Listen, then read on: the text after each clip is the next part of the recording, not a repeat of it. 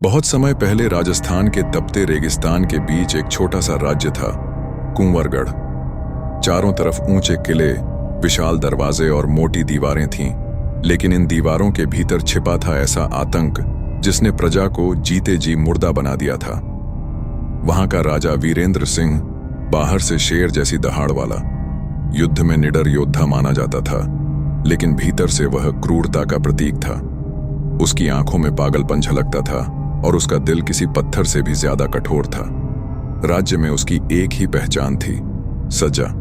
छोटी सी गलती हो या कोई अपराध, राजा का न्याय सिर्फ खून से लिखा जाता था। महल के नीचे एक गुप्त तहखाना था, जिसे लोग कुंवरगढ़ का नरक कहते थे। वहां एक लोहे की कुर्सी रखी थी, जिस पर चारों तरफ नुकीले कांटे लगे रहते।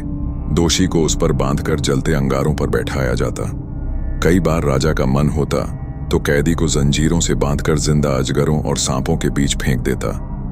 कई बार दोषी की आंखें निकालकर उन्हें अंधेरे में तड़पने के लिए छोड़ दिया जाता। कुछ को तो बाघों के सामने डालकर उनका मांस नोच नोच कर खा लिया जाता। राजा को इन यातनाओं में एक अजीब आनंद मिलता था। वह अक्सर हंसते हुए देखता कि कैसे आदमी चीखते चिल्लाते मरता है। प्रजा दिन रात डर में जीती थी। किसी की जुबान से राजा के खिलाफ एक शब्द निकलना भी मौत बुलाने जैसा था।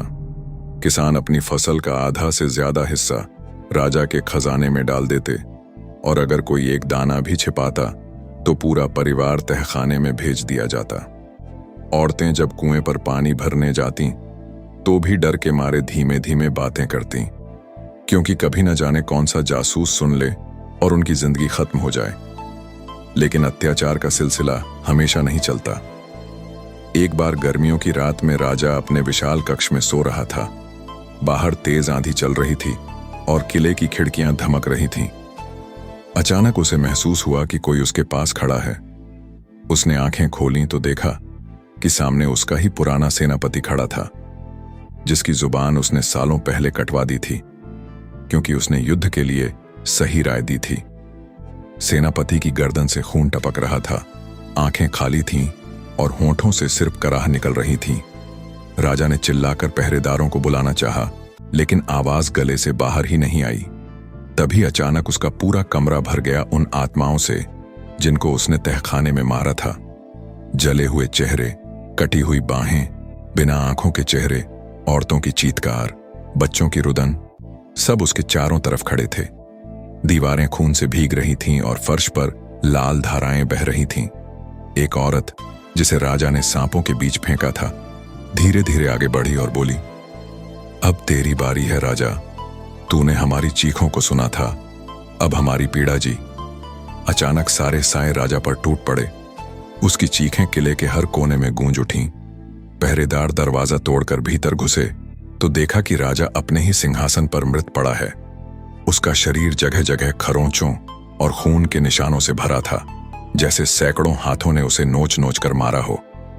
उसकी आंखें बाहर निकल आई थीं और मुंह से वही शब्द अटके हुए थे, मुझे छोड़ दो।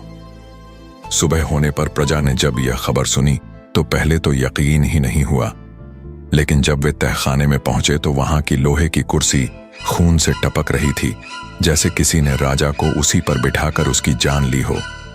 उस दिन के बाद से कुंवरगढ़ का किला वीरान हो गया। लोग अपने गांव छोड़कर दूर चले गए और धीरे धीरे वह राज्य रेगिस्तान की रेत में दब गया। कहते हैं कि आज भी जब रात गहरी होती है और हवा तेज चलती है तो उस महल से चीखें आती हैं। कोई कहता है उसने वहां से लोहे की जंजीरों की आवाज सुनी। कोई कहता है तहखाने की कुर्सी पर बैठा एक छाया उसे घूर रहा था। और कभी कभी यात्रियों ने दावा किया कि उन्होंने खुद राजा को खिड़की से बाहर झांकते देखा। आंखें अब भी खाली, लेकिन उनमें वही पागलपन और वही भूख, जैसे वह अब भी अपनी प्रजा की तलाश में हो, ताकि उन्हें एक एक कर वही सजा दे सके।